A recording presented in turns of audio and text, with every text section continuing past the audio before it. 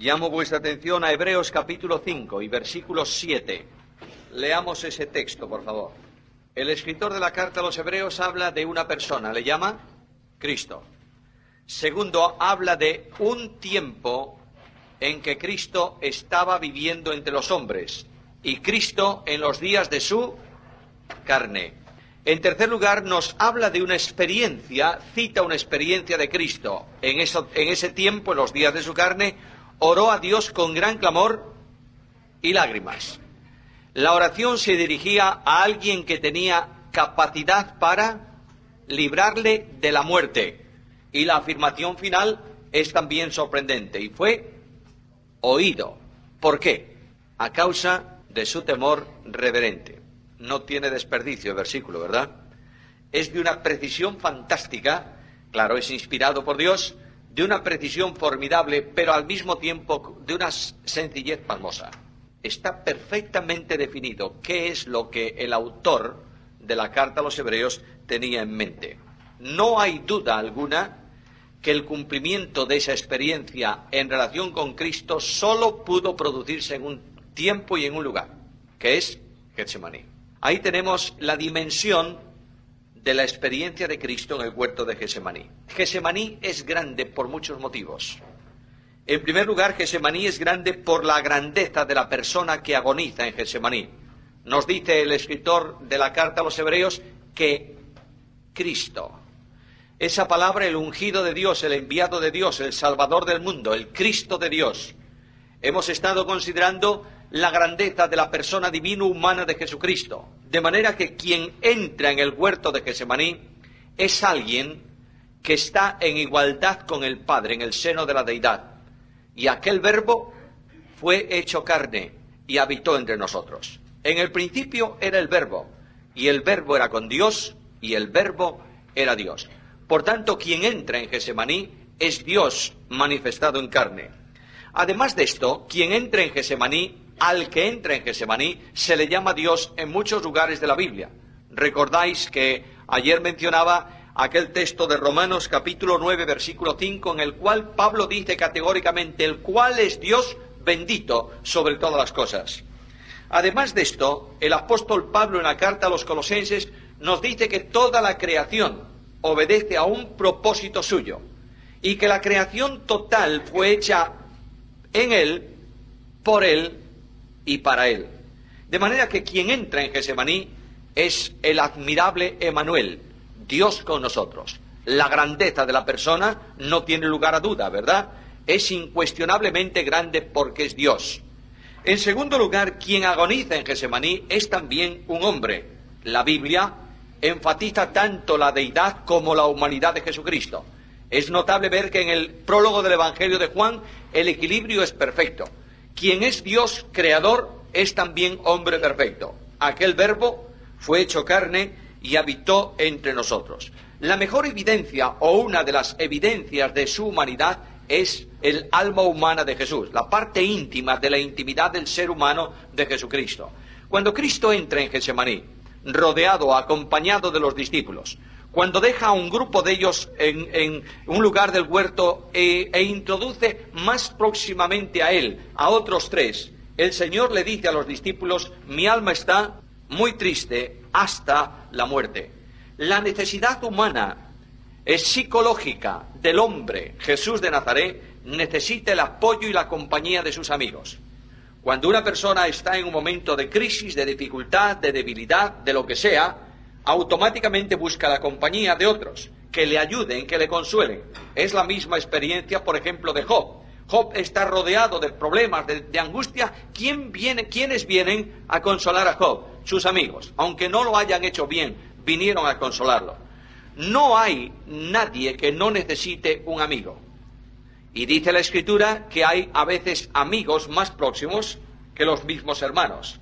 En la Iglesia de Cristo, los creyentes debiéramos encontrar permanentemente ayuda en nuestros hermanos. Son algo más que nuestros amigos, son hermanos espirituales. No todos tenemos la obligación de ser amigos en el sentido de una relación de intimidad. Dentro del mismo círculo de los apóstoles había tres que tenían unas características especiales y siempre estaban juntos. Pero eso no significa que no fuesen todos hermanos y no significa que no tuviesen todos comunión. Lo que ocurre es que dentro de la organización humana, que comprende también a los creyentes, podemos seleccionar amigos con los que tenemos una relación de intimidad mayor. Lo que no puede haber o no debe haber en la Iglesia de Cristo, por supuesto, son enemigos. Y en segundo lugar, no debe haber nadie despreocupado de su hermano. Cuando entramos en el análisis de lo que ocurre en Getsemaní, hablamos de agonía, de una lucha en el interior del alma, en el interior de la misma esencia de la personalidad. Nadie puede llegar a comprender esta dimensión, sino aquel que agoniza. Pero tenemos una referencia aquí a lo que ocurrió, y es necesario detenernos en ella. En la Biblia aparecen momentos de angustia crítica para grandes hombres de Dios. La Biblia presenta a por lo menos dos grandes hombres en el Antiguo Testamento en la experiencia de una angustia depresiva. Uno de ellos es el profeta Elías. ¿Conocéis la historia de Elías? Elías llega a un momento de angustia tal en la vitalidad íntima de su ser que Elías se echa debajo de un árbol y que dice: quiero morirme. No lo expresa con esas palabras, pero la intención de Elías es esta. ¿Cómo está Elías en ese momento? Pasando una experiencia de profunda depresión. Y cuando el Señor Dios del cielo viene a junto a Elías, le recomienda la medicina natural para una depresión. ¿Sabéis cuál es? En primer lugar, alimento, comida. ¿El deprimido qué es? ¿Qué le pasa al deprimido? No quiere comer. Está deprimido. En segundo lugar, le recomienda vacaciones. 40 días de camino hasta el monte de Dios. Y no le dice nada. El Señor no dijo a Elías: Elías, tú eres un creyente de segunda dimensión. Tú eres un paria de la vida. Tú tienes problemas íntimos. Tu estado viene a consecuencia de tu pecado. No le dice nada de eso. Guarda silencio, porque aquel hombre está pasando por una crisis impresionante. Y el Señor simplemente le dice: camina, camina. Y es solamente cuando llega al monte de Dios, después de 40 días, que el Señor dialoga con el deprimido Elías, que ya no está tan deprimido. Y le dice: Elías, ¿cuál es la razón de tu circunstancia? ¿Por qué motivo estás así? Y Elías responde al Señor: mira, Señor, es que solamente he quedado yo, profeta de Jehová, y me buscan para matarme. Luego, si me encuentran y me matan, ¿qué pasa? Te has quedado sin nadie, no tienes a nadie. El Dios de la gloria responde a Elías diciéndole: te llegan 7.000. Yo lo hago, Elías, no te preocupes. Pero Elías pasó por una profunda depresión. Tenéis una situación depresiva en Moisés, que está al extremo de sus fuerzas y un día violentamente dice a Dios: si tú vas a cargar encima de mí este pueblo que no es mío, que es tuyo, lo mejor que puedes hacer es matarme. ¿Cómo está Moisés? Al límite. Por tanto, mis queridos hermanos, la experiencia demuestra que los hombres podemos llegar, los grandes cristianos pueden llegar a situaciones límites, no por pecado, sino por circunstancias o incluso por enfermedad. No hay duda alguna que muchas depresiones en cristianos son consecuencia del pecado, esto está claro. ¿Cómo estaba David? Se consumían mis huesos, ¿en qué? En mi gemir. David llegó a una situación delicadísima porque tenía un pecado sin confesar, esto está claro. Pero de la misma manera que puede un cristiano honesto tener un cáncer de estómago, estoy hablando de una cosa muy, muy fuerte, puede tener un problema psicológico en su mente. ¿Por qué motivo a veces se dice que un creyente que es creyente no puede tener una depresión? Por un platonismo malentendido. La filosofía platónica habla de cuerpo, donde radican todas las maldades, y de espíritu o de alma, que desea ser liberada del cuerpo donde está bien. Por tanto, la enfermedad solamente puede atacar la parte mala. Pero la ciencia médica de nuestros días nos enseña que de igual manera que se avería el páncreas o que tenemos unas cataratas en los ojos, podemos tener un problema psicológico enfermo, de enfermedad que necesita restauración y que se manifiesta de muchas formas, entre otras maneras, por medio de la depresión, o se evidencia en la depresión. Cristo entra a una situación de experiencia humana que comprende estos límites, porque dice que la angustia que le rodea le conduce, ¿a dónde? A la muerte. Estoy muy triste hasta la muerte. No estaba refiriéndose el Señor a la muerte de la cruz. Él lo había asumido. ¿O no le dijo a los discípulos, pongo mi rostro duro para ir a Jerusalén? El concepto de muerte lo había asumido perfectamente el Hijo de Dios. Ahora, no solamente es grande por la persona que agoniza, sino que es grande por la santidad del que agoniza. Mirad Isaías capítulo 6, versículos 1 al 3. No hace falta que abráis la Biblia, sé que lo sabéis de memoria. El gran trono de Dios, el maravilloso, el magnífico trono de Dios. Y sentado en el trono de Dios, Dios mismo, indudablemente Jesucristo, el Señor, está allí. Es el Jehová del Antiguo Testamento. ¿Qué dicen los serafines? Santo, santo, santo. La muerte de Cristo en la cruz del Calvario va a producirse en razón de su santidad. En el Salmo 22 se dice, cuando comienza el Salmo diciendo, Dios mío, ¿por qué me has abandonado? Un poco más abajo dice, pero tú eres santo. A causa de la santidad de Dios había que responsabilizar a Jesucristo del pecado del mundo, para que pudiese, mediante su muerte, abrir ese camino, que Él dice, yo soy el camino, la verdad y la vida. Pero esa santidad me produce a mí una comprensión de la agonía de Getsemaní que escapa indudablemente de nuestra mente, pero me lleva a una sintonía impresionante con aquel que agoniza.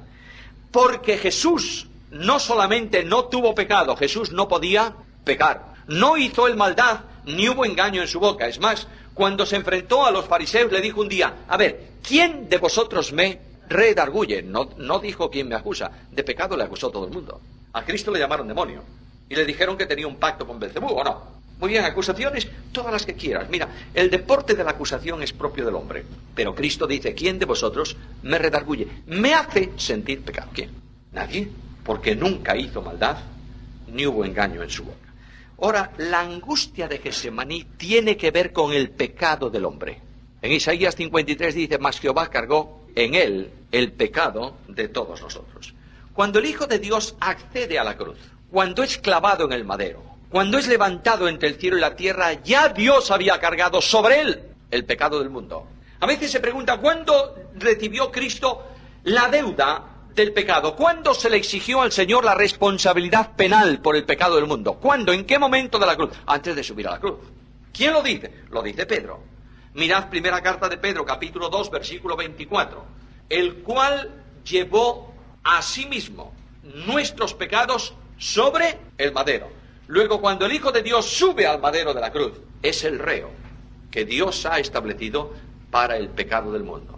Cuando el animal iba a ser sacrificado, primeramente, recordáis que antes lo mencionamos, el sacerdote ponía las manos sobre la víctima. Luego, de alguna forma, simbólicamente, por supuesto, aquel animal no tenía nada que ver, es un animal, pero es el símbolo del Cordero de Dios. Aquel animal portaba, antes de ser sacrificado, el pecado, ¿no es esto? Y era ejecutado en sustitución simbólica de aquellos que merecían la muerte o que tenían la responsabilidad penal por el pecado. Ahora, ¿cuál es la dimensión de la agonía de Getsemaní? Mirad, recordad un poquito cómo se produce Getsemaní. El Señor está enseñando en el aposento alto a los discípulos. El Señor se levanta de la mesa. Cuando va a salir tiene la oración intercesora, que se llama así, de Juan capítulo 17, paréntesis. Para mí la oración de Juan 17, aunque tiene mucho de intercesión, es esencialmente una oración de rendimiento de cuentas del siervo al dueño.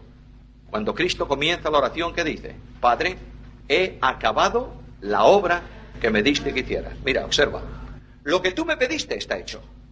Ahora, ya que está terminado y no tengo nada más que hacer, ahora voy a pedirte por estos que me has dado. Y comienza la oración intercesora. Pero es el siervo que dice al dueño, aquí no hay nada más que hacer. He terminado todo el programa que me diste. El Señor sale del aposento. Cruza, sin duda, las calles solitarias de Jerusalén. Están celebrando la Pascua. Atraviesa el torrente de Cedrón y sube la cuesta hasta el Monte de los Olivos. Y en el Monte de los Olivos entra en el huerto con los discípulos. Quedan 8 allí delante, otros 3 acompañan al Señor y comienzan las oraciones de Jesús. Las oraciones de Cristo no han sido unas oraciones brevísimas como los evangelios sintetizan. Si es posible, pase de mí esta copa, mas no mi voluntad sino la tuya. El Señor ora largamente en Getsemaní. Tanto es así que cuando despierta cada vez a los discípulos, ¿qué les dice? ¿No habéis podido velar conmigo cuánto tiempo? 1 hora. Es verdad que los judíos cuentan las horas completas como inicio de la hora. Por eso, un día para un judío podía ser desde la puesta del sol hasta la puesta del sol del otro día, o podían ser unas cuantas horas del día siguiente. Pero no importa, el hecho es que si los discípulos son capaces de dormirse, quiere decir que el Señor oró largamente en Getsemaní. Las oraciones de Cristo están rodeadas de angustia. El sufrimiento del Señor no es un sufrimiento externo, es un sufrimiento interno. Y la agonía se expresa en oración. Cristo agoniza, y la postura de Cristo ya evidencia cuál era la carga moral que había sobre Jesús. Las oraciones comienzan de rodillas, pero la última oración se hace tendido en tierra. Tan largo como Jesús era, estaba puesto en tierra. Y en medio de esa tremenda conmoción de angustia vital, Dios envía del cielo un ángel para confortarle. ¿Qué le dijo el ángel a Jesús? Todos nosotros necesitamos un estímulo, ¿verdad? Para hacer una cosa. Un músico estudia solfeo, que es una pesadez tortuosa. ¿Por qué? Porque tiene ilusión de poner las manos sobre un teclado y sacar música. Un concertista dedica muchas horas de trabajo diarios a su instrumento. ¿Por qué? Porque quiere hacerlo sonar bien. Por tanto, hay un estímulo. Cristo como hombre necesita un estímulo para la cruz. Él la asume como parte de su obra, ya está asumida. Pero el hecho de entregar la vida voluntariamente exige necesariamente un estímulo desde el plano de su humanidad, ¿verdad? El Padre Celestial le envía un ángel para fortalecerlo o confortarlo. No sabemos qué le dijo, pero Hebreos dice que por el gozo puesto delante de él sufrió la cruz. Luego el tremendo gozo de una obra realizada, la perspectiva de un pueblo alcanzado, la comunión de Dios con los hombres en una intimidad como jamás existió en la historia de la humanidad, es el estímulo que Jesús, el hombre, necesitaba para superar un problema capital. ¿Sabéis cuál era? La experiencia de la muerte espiritual. La muerte no es un estado de término, ¿verdad? Esto es lo que dice la filosofía. Tú lees calificación, significado de muerte, cese de la existencia, término de la vida. No, la muerte, lo sabéis todos, es un estado de separación. La muerte física es el estado de separación entre la parte orgánica, la parte física y la parte espiritual. El Señor dio el espíritu. ¿Qué pasó? Murió. Muy bien, ¿exterminó eso? No, porque la vida no se extingue. La vida sigue después de la muerte, ¿no es así? En una dimensión diferente, pero ahí está. Ahora, la muerte espiritual es el estado de separación entre el hombre y Dios a causa del pecado. El pecado hace separación entre el hombre y Dios, ¿no es esto? Bien, cuando Cristo asume la responsabilidad penal, va a experimentar él mismo el estado de separación entre el hombre Jesús y el Dios infinito en la cruz del Calvario. Dios mío, ¿por qué me has abandonado? ¿Por qué te alejas de mí? ¿Por qué estás distante? La intimidad personal de Jesús, el hombre, hablo desde el seno de su humanidad, que es donde está el conflicto, ¿verdad? La humanidad de Cristo ha vivido en plena comunión con el Padre, ¿siempre o no? Y tanto y tanto y tantísimo que continuamente hay un diálogo entre él y el Padre. El Padre testifica, este es mi Hijo amado. El Hijo dice, esto que yo hago, lo hago porque lo recibí de mi Padre. El ministerio de Jesús, las palabras que Cristo habló no salían de él, en el sentido de ser él el generador, sino que él dice, todo cuanto yo digo lo he oído ¿de quién? De mi Padre. Las obras que yo hago, las hago porque el Padre está en mí y yo estoy en el Padre. De modo que a ese hombre Jesús, santísimo, absolutamente santo, impecable, inmaculado, se le presenta un problema. ¿Sabéis cuál es? A causa no de tu pecado, sino del pecado del mundo, vas a experimentar la separación de Dios. Cristo entra en una dinámica de angustia, de conflicto tan terrible que nadie puede imaginarlo, porque ninguno de nosotros somos santos, en el sentido de Jesús. Hablarle a Jesús, el hombre de Nazaret, de la separación, de un instante de soledad en donde el Padre no tiene nada que ver, en el sentido de comunión, de relación con su humanidad. Esto es impresionante, ¿verdad? Además hay otra cosa. Cuando se produce la muerte física de un hombre en la experiencia de la muerte espiritual, ¿qué ocurre? ¿Qué pasa cuando muere una persona que no ha creído en Cristo? Se va al infierno y comienza para él la experiencia que Apocalipsis llama la muerte segunda. El Señor, por supuesto, no iba a ir al infierno, esto está claro, porque es la humanidad del Hijo de Dios. Está responsabilizándose penalmente de nuestra deuda, y la paga del pecado, ¿qué es? La muerte. Ahora, el Señor está diciendo: Padre, yo quiero, y esta es la angustia de Getsemaní y el ruego de Cristo, Padre, yo quiero que esta situación de rotura, de interrupción de la comunión por el pecado del mundo que yo voy a asumir, sea restaurada antes de que yo muera, antes de que yo dé mi vida voluntariamente. El temor reverente, la angustia tremenda que produce esta situación en Cristo es respondida por Dios, y lo tenéis en la cruz. En la cruz del Calvario Cristo comienza el suplicio tremendo físico de la cruz, y llega un momento en que las tinieblas rodean el Gólgota y se produce la rotura de la comunión entre el Padre eterno y Jesús el hombre. Ojo, no hay rotura en el seno de la Trinidad, ¿está claro? No hay posibilidad de rotura en el seno trinitario por una razón, porque participan de la misma esencia y de la misma naturaleza. Pero Jesús el hombre perfecto, el que va a dar su vida por los hombres, sí experimenta la soledad de la comunión con Dios. Y en ese momento el Señor dice algo. En ese momento el Señor está callado. Como oveja delante de sus trasquiladores, enmudeció, no abrió su boca. Y cuando pasan esas horas de tinieblas, cuando las ondas y las olas del juicio de Dios descienden sobre el Señor, cuando la vara de la justicia cae sobre el inocente, cuando la pena del pecado es reclamada a quien nunca hizo pecado, cuando la luz vuelve a alumbrar el Gólgota, el Señor comienza a recitar el Salmo. Dios mío, ¿por qué me has abandonado? Indudablemente el hebreo en ese salmo permite la traducción en lugar de en forma de pregunta, en forma de sorpresa, como si Jesús dijese: Dios mío, ¿por qué? De admiración me has abandonado. ¿Por qué has estado lejos de mí y de las palabras de mi clamor? La razón es que tenías que hacerlo para hacer la obra de redención. Y Cristo recita posiblemente todo el Salmo, aunque el evangelista escucha la primera palabra y toma esa palabra de los labios de Jesús. Y antes de morir, antes de dar su vida voluntariamente, Jesús ya no trata al eterno de Dios. Le vuelve a llamar Padre. Padre, en tus manos encomiendo mi espíritu. La comunión se había restaurado. Dios da por realizada la obra de la cruz en una sustitución perfecta.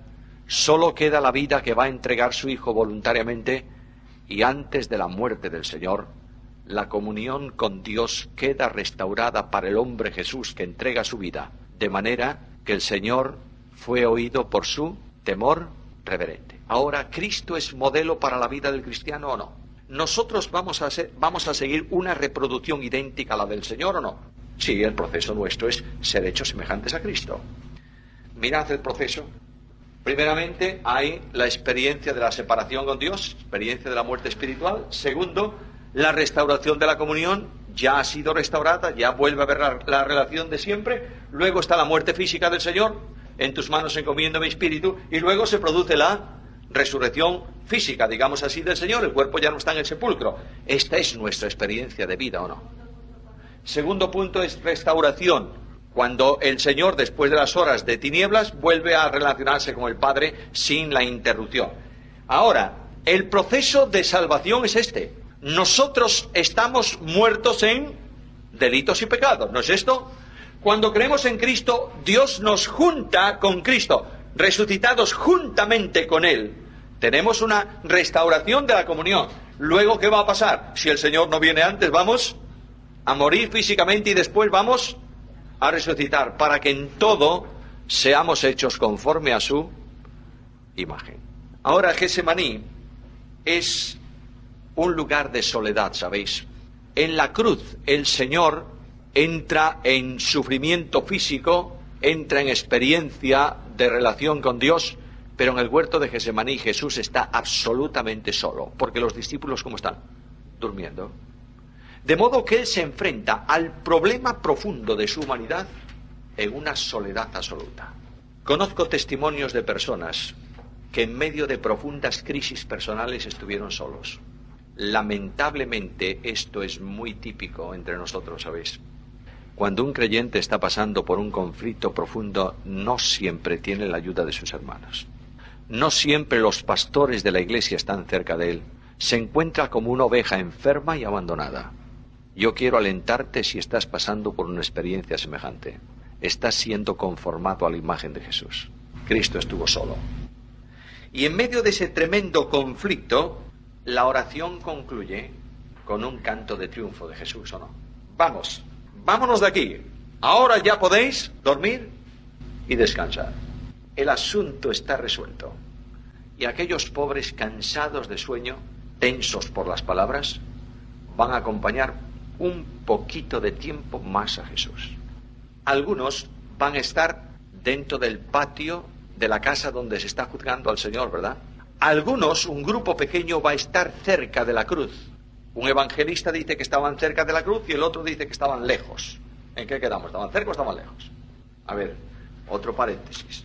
El grupo entre los que estaban Juan y la madre del Señor y aquellos que habían venido, nos dice que estaban cerca de la cruz. Y el otro evangelista dice, estaban lejos mirando. ¿Cómo es eso? No, el mismo grupo. El mismo grupo. Para uno está cerca, para otro lejos. Es que en la crucifixión, especialmente en la crucifixión de Cristo, se produce un acontecimiento singular que impacta a la gente. Y en las horas de tinieblas, los soldados romanos con toda seguridad distanciaron de la cruz a las personas que estaban allí. Por tanto, estaban lejos en el sentido de que no podían acercarse más a la cruz, pero estuvieron permanentemente al lado de la cruz. Tan cerca que el crucificado dialogó con su madre y con su discípulo. El Señor estuvo rodeado siempre de los fieles que le siguieron hasta la cruz. Y Cristo nos dice esta mañana a cada uno de nosotros, venid, ¿qué? En pos de mí. Dios no nos está llamando a seguir a un glorioso rey, de momento. Nos está llamando a seguir las huellas de un crucificado. De ahí que Pablo diga, ya no vivo yo, estoy crucificado con Cristo. Es el seguimiento propio del discípulo del Señor, ¿sabéis? Es este el seguimiento, no es otro. No es el seguimiento de la grandeza en el reino, es el seguimiento del sufrimiento en la tierra. En el mundo tendréis aflicción. No esperes buenas cosas, pero espera la gloriosa compañía del Señor en medio de las pruebas. No tienes que ver a tus hermanos que no están sintonizando contigo. Puesto los ojos ¿en quién? En Jesús. La asignatura pendiente de los creyentes es el sufrimiento, ¿eh? No nos gusta. ¿Os gusta sufrir? ¿Qué va? A mí me fastidia una barbaridad. Pero tenemos que aprender a sufrir. No puedes entender a Cristo, el desprecio de Cristo no lo puedes entender si no hay alguien que te desprecie a ti. ¿Está claro o no está claro? No lo llegas a entender. No. Tienes que sintonizar con un desprecio singular en tu vida y en la vida de servicio, en el ministerio. Dios te prueba con profundos problemas, con desprecio, con golpes y con un montón de cosas, para que tú abras capítulo 53 de Isaías y digas, enmudeció y no abrió su boca, y entiendas desde la experiencia lo que de otra forma solo lo entiendes desde la inteligencia. No hay que buscar el sufrimiento, ¿eh? El creyente no es un masoquista, no. No busques el sufrimiento, pero estate dispuesto a sufrir por Cristo, ¿verdad? Yo quiero deciros algo a mis hermanos, especialmente a los jóvenes. Mirad, jóvenes, la situación de la Iglesia evangélica en España hoy por hoy está exigiendo de los creyentes comprometidos pagar un precio. El precio que hay que pagar es un precio alto. Supone que te apunten con el dedo, que te marginen de ciertos círculos y que te acusen de lo que no eres. Pero lo que tienes que tener muy claro es que tú no estás llamado a seguir a los hombres, estás llamado a seguir a Jesús. Que tú no estás llamado a seguir la historia de la Iglesia, sino a seguir los pasos del crucificado. Que tú tienes que acudir a la Escritura y cuando la Biblia dice blanco, es blanco, no es gris, es blanco. Y cuando tú te sitúas en honestidad delante de Dios, te das cuenta de algo. Tú no vas a ser juzgado por el tribunal de los hombres, vas a ser juzgado por el tribunal de Cristo, delante de quien vas a comparecer. Y yo, al menos yo, personalmente, no quiero, bajo ningún concepto, bajar mi vista avergonzado de los ojos del Señor. Aunque el mundo me rechace, y aunque tenga que morir solo en un monte, me da lo mismo. Necesitamos un cuerpo de iglesia honesto, que diga delante del Señor, aquí estoy, Señor, no importa para qué. ¿Qué quieres que haga? Y sigue las huellas de Cristo, por favor. Y comenzarás a sentir la paz de Cristo, y el gozo de Cristo, y la comunión con Cristo, y la victoria en Cristo, y serás distinto. Estamos viviendo en iglesias frustrantes y fracasadas, porque no viven a Cristo. Perdonadme, pero esta es la realidad. Estamos viviendo en un sistema donde los hombres comprometidos con la obra miran lo que puede ocurrir si hacen algo o dejan de hacerlo. Y tienen vergüenza y tienen miedo. Basta de esto, por favor, basta. Necesitamos una iglesia renovada por jóvenes que digan, quiero vivir a Cristo, no importa lo que, de la manera que sea. Y sólo así estarás viviendo el resultado de Getsemaní. Sólo así. Sólo así. Y el sufrimiento de Cristo concluye en la cruz, ¿verdad? ¡Ay, la cruz! Y todo cuanto hay delante de la cruz. ¿Tú te imaginas a Cristo en el pretorio? Ya no hablemos de los golpes que le dieron en casa de Anás o de Caifás. Dejémoslo pasar. La Biblia dice que los judíos podían golpear a un hombre por un delito, ¿cuántas veces? 39 veces. Los golpes se le daban habitualmente en la sinagoga, 40 menos 1. Y el presidente de la sinagoga contaba. Terminó. Los romanos golpeaban lo que les daba la gana. Y un romano de la guardia del gobernador, al que el gobernador le decía, examíname a este hombre, porque se rebela contra el César. ¿Tú sabes lo que hacía el soldado romano? Daba hasta cansarse. A Cristo lo doblaron como era habitual, sobre una columna. Esto era lo normal. Inclinaban al hombre que iba a ser golpeado con el pecho sobre una columna baja. Le ataban las manos por la parte delantera. Esto es como hacían. Esta es la historia romana. Y un soldado de un lado y un soldado del otro, con un látigo romano, que era un látigo de cuerdas al que se le ataban plomo o se le ataban huesos de animales, golpeaban hasta que las costillas aparecían por encima de la piel. ¿Lo veis? Y algunos no aguantaban el tormento. Así fue examinado Jesús. Y la burla de los soldados poniéndole una corona de espinas. Y la presentación de Pilato de aquel que no era ni aparentemente un hombre, sangrante y deshecho, delante del pueblo. Y luego el camino de la cruz. Y luego el momento de la crucifixión. Los romanos habían descubierto un tormento impresionante, porque duraba muchas horas, ¿sabéis? El reo era acostado sobre el madero y no se le clavaba por aquí. Un clavo aquí puede rasgar toda una mano. El clavo se metía por aquí, entre estos dos huesos, de manera que no se desgarraba, ¿entendéis? De ahí que diga también la Biblia, no se quebró ningún hueso. Y esos especialistas hincaban el hierro y cortaban el nervio de la mano. Y el dolor era impresionante. Y luego pasaba el tiempo. Y como el cuerpo no estaba estirado, sino que el soporte de donde estaban clavados los pies era de menor longitud que la altura del cuerpo, el reo quedaba colgado normalmente de los brazos y los músculos del pecho se contraían, sufrían espasmos y no podía respirar. De modo que para respirar tenía que levantarse con los pies. Y así morían muchos asfixiados. Y finalmente, para que muriesen asfixiados de verdad, ¿sabéis lo que hacían con ellos? Le rompían las piernas. Un golpe certero con la parte de abajo de la lanza del hombre romano o con el martillo quebraba los huesos de las tibias. Y aquel hombre quedaba colgado y se moría asfixiado. ¿Qué os parece? ¿Qué os parece? Ahora, todo esto es tremendo. Pero lo más importante para mí, ¿sabéis qué es, hermanos míos? Es una pregunta que yo me hago esta mañana. Yo me acerco por la fe a la cruz hoy. Quiero entrar en el sitio donde el Señor muere. Y contemplo al crucificado. Y veo la angustia y el dolor y la soledad. Y pregunto al Señor, ¿por qué mueres, Señor? ¿Por qué? Y la Biblia me responde, el Señor te amó a ti y se entregó a sí mismo por ti. Y cuando yo recibo esta respuesta me pregunto, ¿y qué podré yo darte a ti? a cambio de tan grande don. E inmediatamente el alma cristiana siente el impacto de la gracia, ¿entendéis? Y es en ese momento de comunión, de identificación con Cristo, que tú puedes decir, como dice Pablo en Gálatas, lejos esté de mí gloriarme, sino en la cruz de nuestro Señor Jesucristo. Oh, hermanos míos, queridos míos, la cruz de Cristo está muy lejos del púlpito de la iglesia en nuestros días, ¿verdad? ¿O no? Hablamos de santidad, tenéis que ser santos. Ay, de aquel que vaya aquí y allá. No, por favor. ¿Por qué no presentas la cruz de Cristo? Es bastante. Y dices, el santo murió por el pecado tuyo. Déjalo, no digas nada más, es bastante. Deja que el Espíritu haga su obra.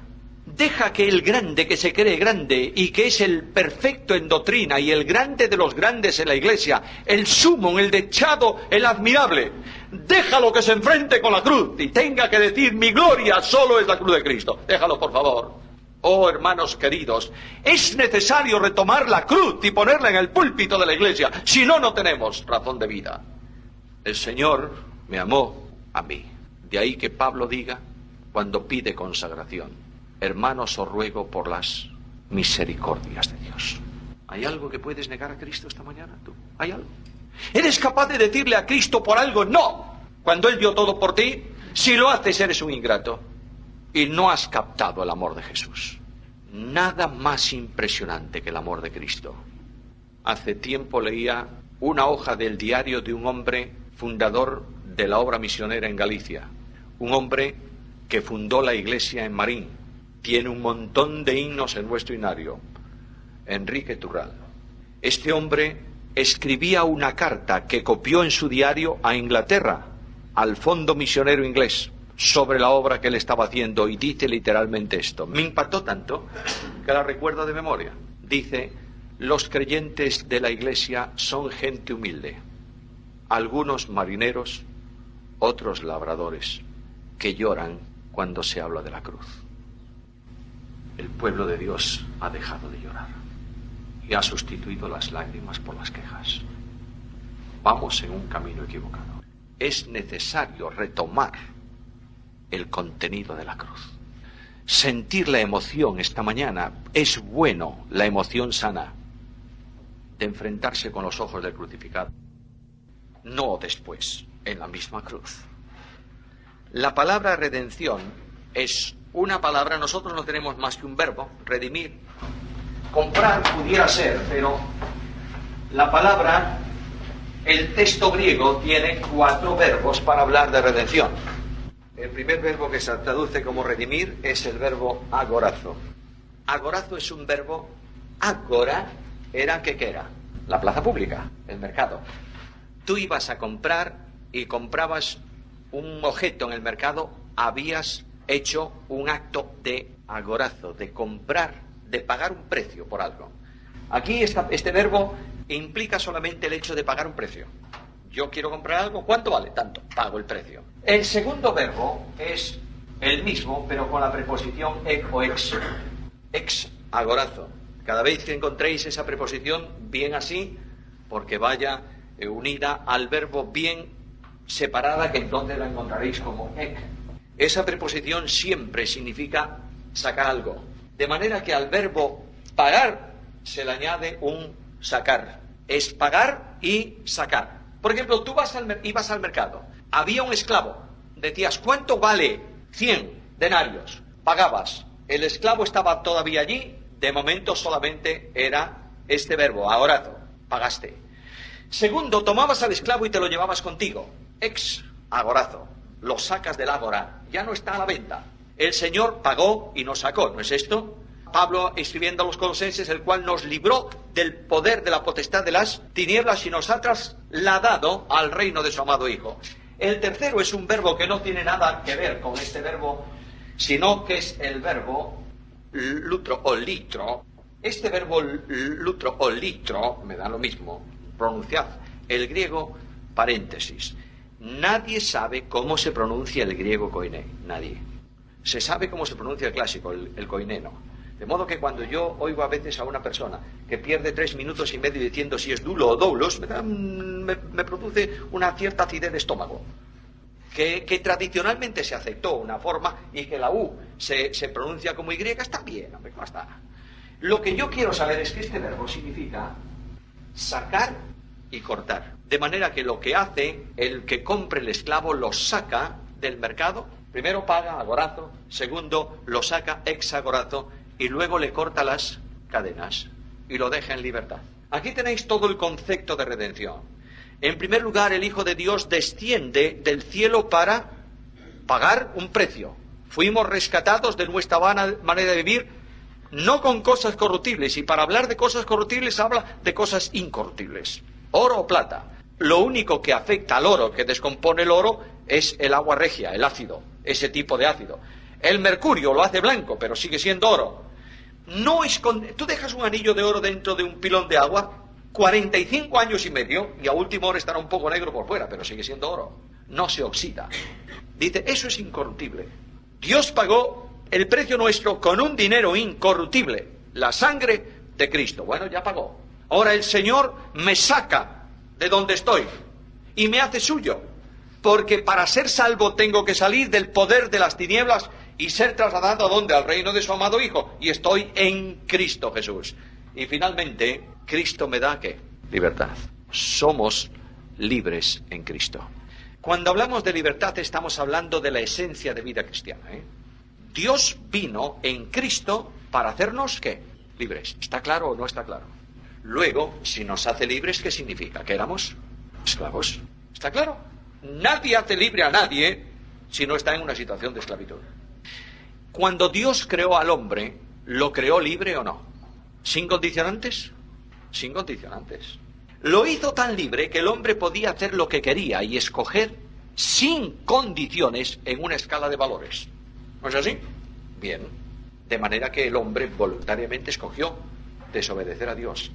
¿Tenía algún condicionante el hombre para desobedecer? No. ¿Lo hizo voluntariamente?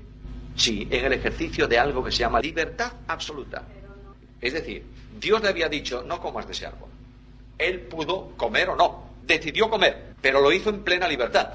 Nosotros hoy en día no tenemos el libre albedrío de Adán. Tenemos un arbitrio condicionado.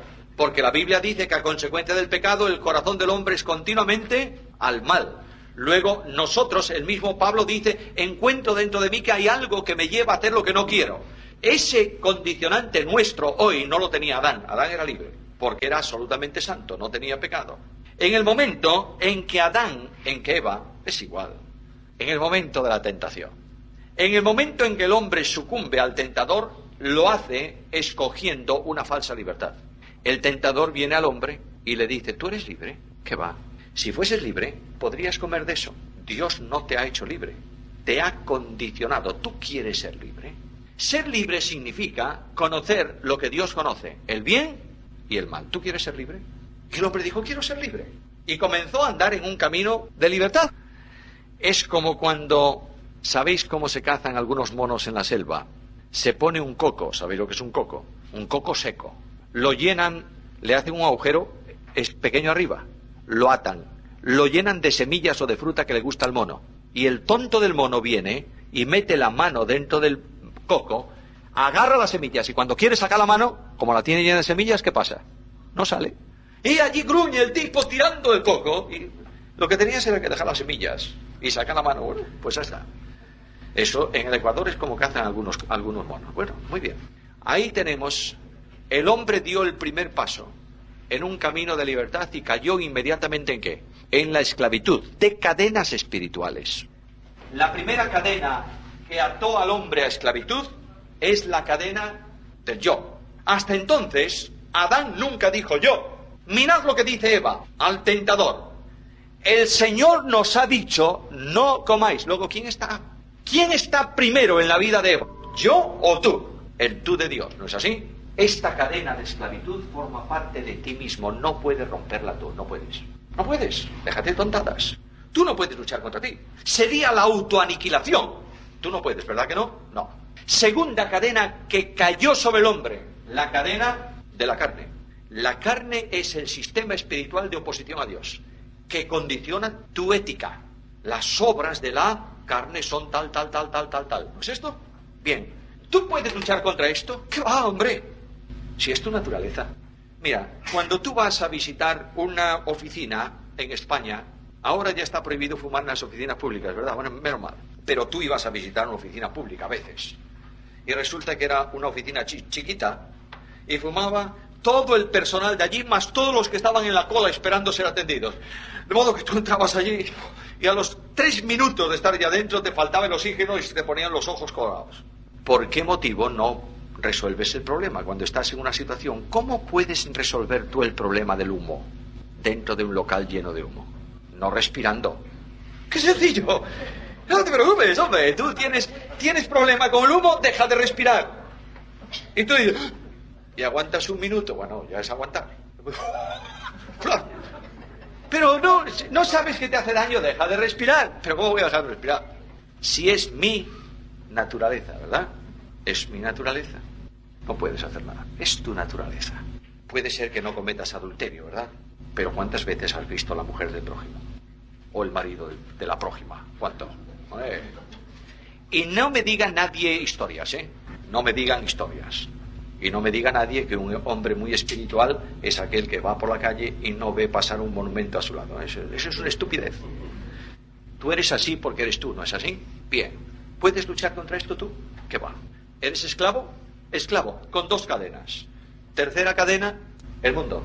Y esa cadena del mundo, no luches tampoco tú contra ella, no puedes. No améis al mundo ni... las cosas. Ya he dicho muchísimas veces que las cosas no es la lista de prohibiciones que yo tenía cuando era joven en mi bolsillo, ¿eh? No la tenía físicamente, pero la tenía. De modo que mundo en mi tiempo, por ejemplo, era una cafetería. Eso era mundo. Por tanto, si te verían entrar en una cafetería, estabas entrando en él. Entonces, ¿cómo es la santidad desde esa óptica?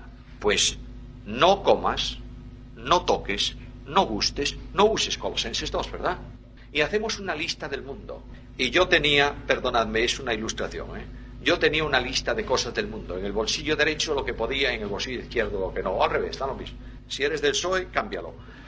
Entonces, tú tenías eso. Llegabas a tu casa y sacabas la lista de prohibiciones. Shh, no soy nada santo.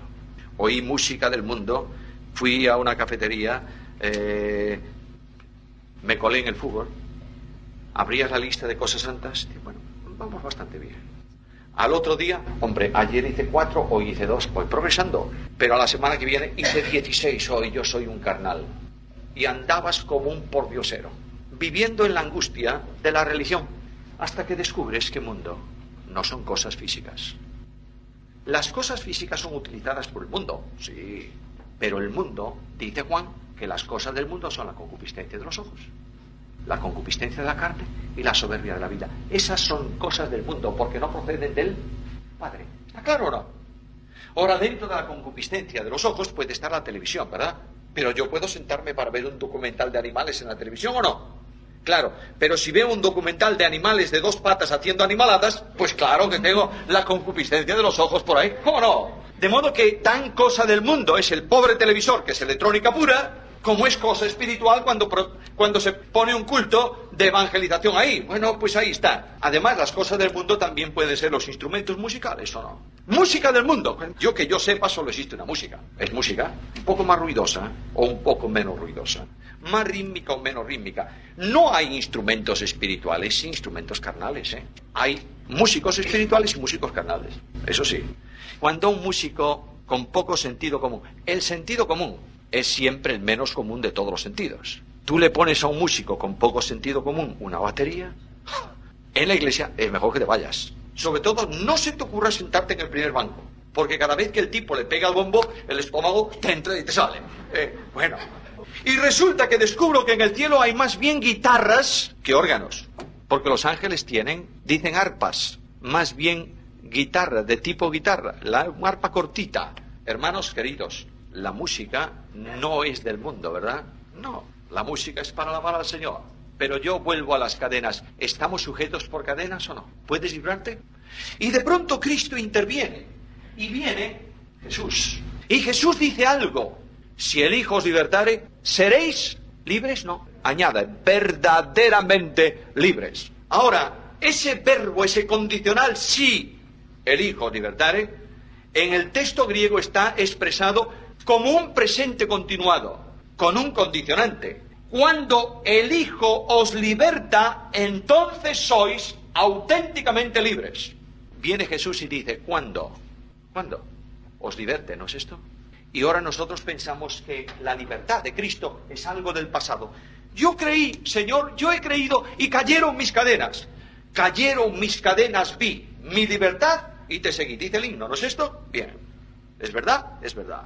Cuando el Hijo deja de libertarte un segundo, eres un esclavo de nuevo.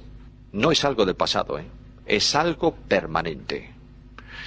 La única libertad está en que Cristo aplica a tu vida la obra de la cruz, ¿o no? El apóstol Pedro habla de salvación, elegido según la presciencia de Dios Padre en santificación del Espíritu para obedecer y ¿qué? Y ser rociados ¿con qué? Con la sangre de Cristo. ¿Cuándo? Permanentemente. Para limpieza, para santificación, para todo, para esperanza, para todo. Mira, Cristo aplica el potencial de la cruz al yo. Con Cristo estoy juntamente crucificado y ya no vivo yo. Entonces este yo tremendo, arrogante, ¿quién es el mejor hombre del mundo? Yo. Y el mejor predicador de la tierra, yo. Y el que menos se lo escucha en la iglesia, a mí.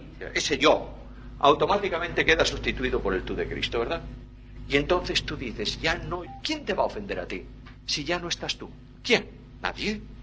¿Quién te va a molestar? Nadie. El problema no es ya tuyo, es de Cristo. Y tú remites tu causa ¿a quién? A Cristo. Segundo, la carne. La carne. Los que están bautizados en Cristo, o los que están revestidos de Cristo, han crucificado la carne con sus pasiones y deseos. Luego la cruz provee de liberación para la segunda cadena de la carne. Sí, Señor. Y por último, el mundo. Lejos esté de mí gloriarme, sino en la cruz de nuestro Señor Jesucristo, por quien el mundo me es crucificado a mí y yo al mundo. ¿Sabes cuándo eres libre? Cuando vives, Filipenses 1:21, solo así. ¿Qué dice Filipenses 1:21? Para mí, el vivir es Cristo, solo. En el instante en que tú dejas de vivir a Cristo, eres un esclavo. Entiéndelo, por favor. En el momento en que dejas de vivir a Cristo, eres incapaz de perdonar a tu hermano. Entiéndelo. Porque ya eres el yo, ¿o no? No. Las tentaciones son otra cosa. Satanás vendrá a tentarte para que las cadenas vuelvan sobre ti. Las tentaciones no tienen nada que ver, pero el hecho de que ¿quién puede ofenderte a ti? Nadie, porque tú no eres nada. Vamos, no quiere decir que la cruz sea menospreciar tu persona, la potencia, pero automáticamente tú tienes capacidad de perdonar cualquier ofensa porque no vives tú, vive Cristo en ti. Lo mismo la carne, lo mismo el mundo. Solo así eres verdaderamente libre. No intentes otras vías, eres un fracasado. Hay un libro, lo recomiendo muy fervientemente, escrito por Ironside. Vosotros sabéis quién fue Ironside, uno de los grandes maestros, tremendo maestro de las asambleas de hermanos, un hombre tremendo. Escribió un libro que se titula La Santidad, y él cuenta su experiencia en la casa de una familia, de unos padres que pertenecían al grupo pietista. Los pietistas eran personas de santidad externa.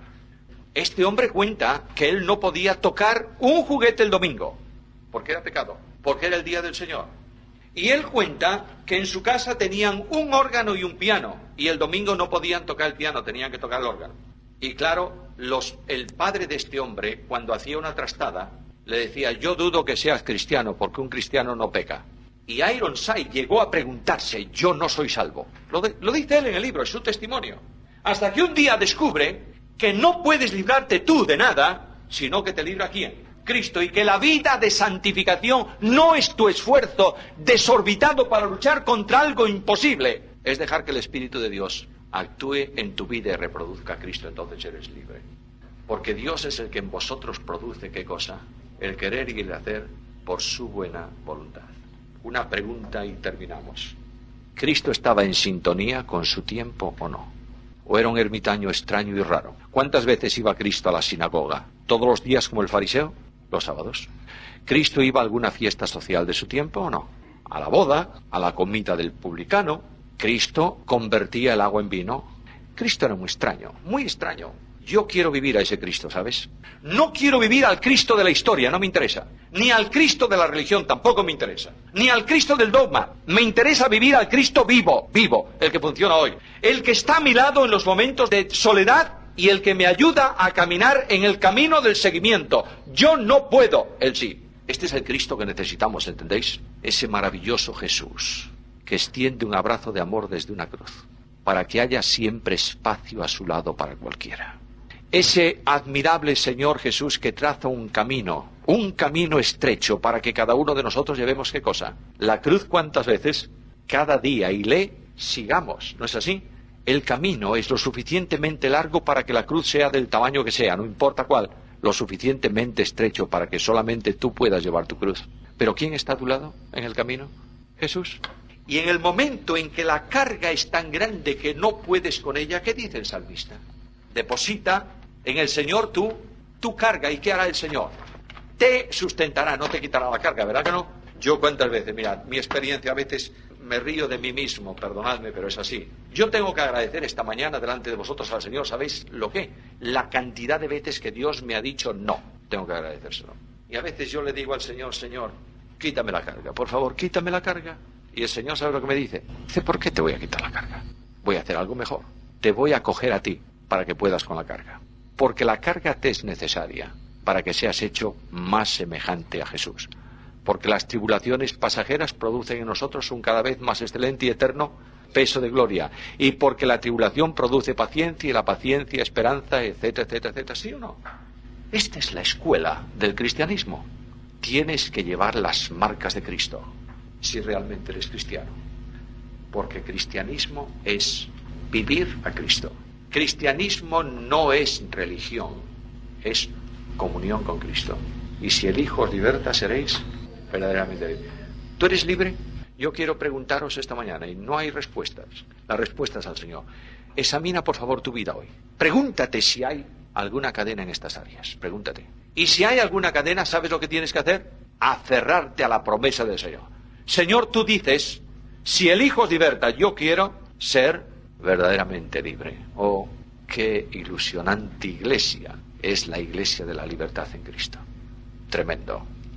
En donde los niños van a la iglesia gozosos. ¿Sabéis por qué? ¿Sabéis por qué? Porque van a disfrutar un ambiente de libertad en Cristo. Donde los jóvenes no escapan de la iglesia porque no tienen cargas impositivas, porque la carga que llevan, la llevan juntamente con Cristo y la carga es fácil y el peso muy ligero, ¿o no? Donde los mayores sienten la ilusión de una iglesia que ven crecer, dimensionarse y se gozan en una iglesia verdaderamente libre. Solamente la iglesia es libre cuando mira a Cristo, entroniza a Cristo y sigue a Cristo. ¿Está claro? Hermanos, que la gracia de Dios opere en nosotros para gloria de su nombre.